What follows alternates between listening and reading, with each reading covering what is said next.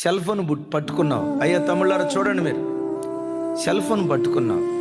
ఎందుకు ఈ cell phone పట్టుకున్నాను? దీంతో పని ఏంటి?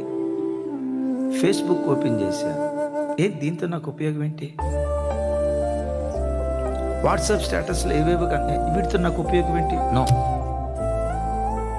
ఇది నా సమయాన్ని తినేసే, నా సమయాన్ని వృధా చేసేవి. ఈ సెల్ ఫోన్తో ఇంతసేపు గడిపే కంటే బైబిల్ దగ్గర గడిపితే బాగుంటుందిగా, యేసయ్య పాదాల దగ్గర గడిపితే బాగుంటుందిగా, సువార్త పని నిమిత్తం గడిపితే బాగుంటుంది కదా. లేదు, పండుకున్నావు మంచం మీద. ఎంతసేపు పండుకుంటావు? ఎందుకు మంచం? లేదు, 2-3 దగ్గర కూర్చున్నావు, అసుకేస్తున్నారు. ఈ ముచ్చట అవసరమా? ఈ మాటలు అవసరమా?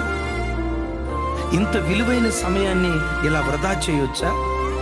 జీవితంలో ఏది కోల్పోయినా పోగొట్టుకున్నా తిరిగి వెనక్కి తీసుకురాగలవు, కానీ వెనక్కు తీసుకురాలేనివి రెండు. ఒకటి పోగొట్టుకున్న జీవితం, రెండోది కోల్పోయిన సమయం.